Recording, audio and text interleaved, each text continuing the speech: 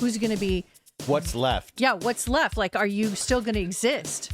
Is there a soul left that's going to have your back? Like, are you just kind of giving up your ego, however you try to give up your ego, and then all of a sudden you're left with an empty vessel, like a hole in the wall, and you're just like not even a person anymore, and you have no personality left? That's not what happens. What happens?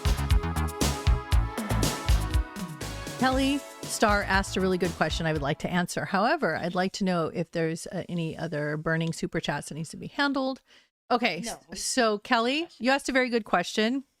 This has been a topic around these parts for a few weeks here. The question is, if you release your ego, how do you find your soul at the end? Interesting phrasing, right? Everybody, let's Kelly, take a you just moment. opened up like an awesome treasure chest. So just take a breath, everybody, and sit back, because she's about to like go off on a cool thing. Well, here's the thing. In order for me to answer this question, I need to tag my daughter in, and we're going to both do this together.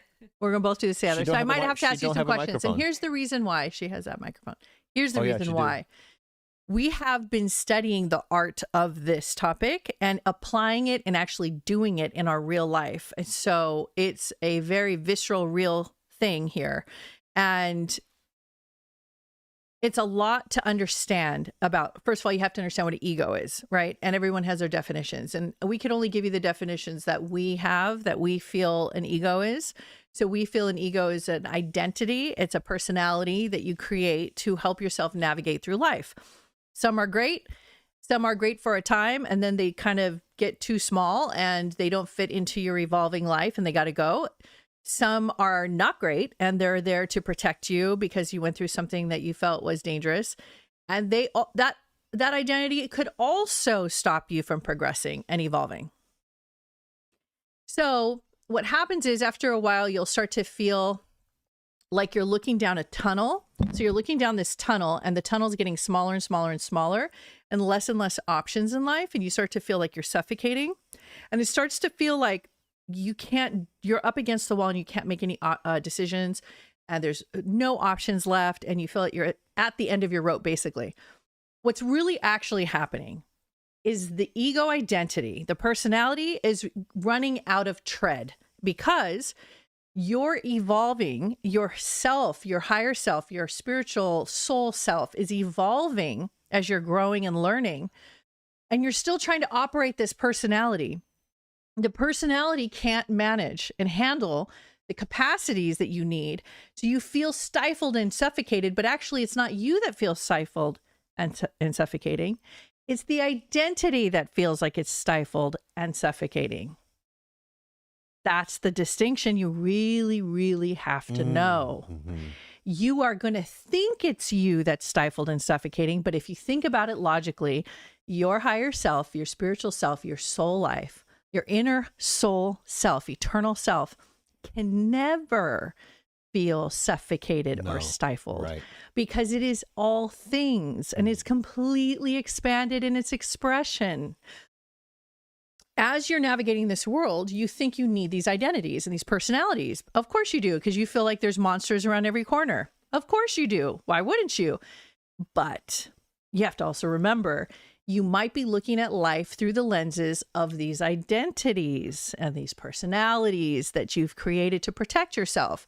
So as you're looking at life through those lenses, what happens is you'll start to see scary things, and you have to keep that identity in place. And the identity wants to survive, and the ego wants to live and have a job, and it doesn't want to get fired. So it is going to make sure it stays alive, because that's its job. It has to stay alive. You made sure, you programmed it to stay alive. It has to protect you at all times.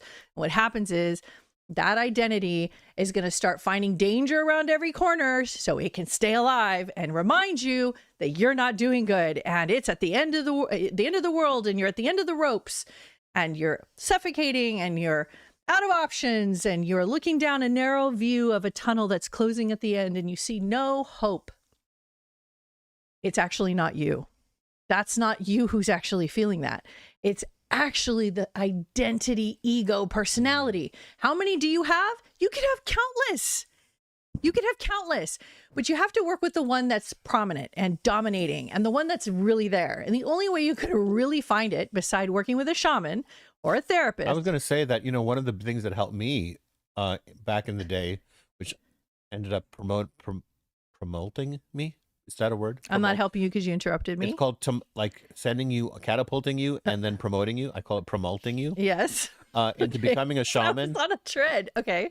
Which is a sacred plant medicine ceremony, which then I began leading them myself. Right.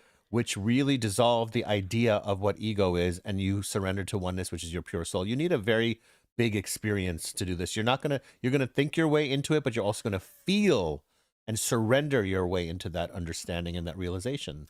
And it could be frustrating if you are not around or near a shaman or can't get to a shaman or you can come and do a shamanic experience with me here in LA. Thousands of people have done it. Alex wants to say something. Grab the mic, Alex. Another way to identify. Speak into the mic. You're too far away. Just grab the mic. Way to identify your ego versus self, and that's when you are thinking in fear, worry, anything that's like a negative emotion or thought is not your highest self. That's always going to be some version of one of your identities. That's a easier way to kind of know when you're not being yourself.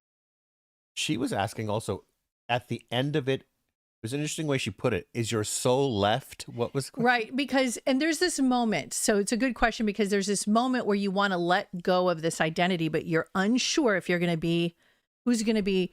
What's left? Yeah, what's left? Like, are you still going to exist?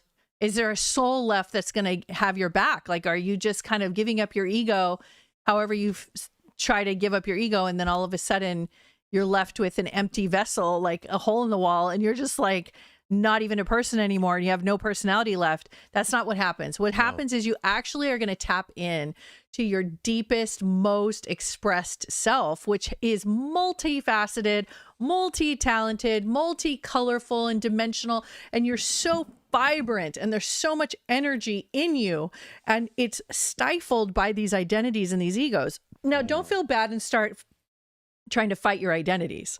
And don't try to fight your ego, because the ego is going to start doing whatever it can in its power to stay. And it's going to tell you, you need me. So that is like a big, tricky area, because you have to really pay attention to what feels bad and what feels good. Do I feel scared? Do I feel relaxed? Is my nervous system shot? Do I have high anxiety? Do I have palpitations? Do I have nervous disorders? Do I have circulation issues? Is my body in disarray? You have to ask yourself these questions. And then what happens is, if you start to do the belief work that you are not the totality of this ego identity, but you are far more than that, just the idea of it, just the idea that you are a miraculous soul, you're an amazing, undescribable essence, right? If you even give yourself a half a millisecond to even try to imagine that or try to feel it, you might start to peel away the layers of this identity that's stuck to you. And of course, shamanic journeys are going to be the fastest and easiest way to hit that shovel in there and start separating the ego. You're probably ready for that, Kelly. Yeah, you're probably ready for that. But it's good to know about it. It's a great question. The way you asked it was perfect. And so we wanted to take the time to answer that. That was really amazing. And we can keep going on this topic, but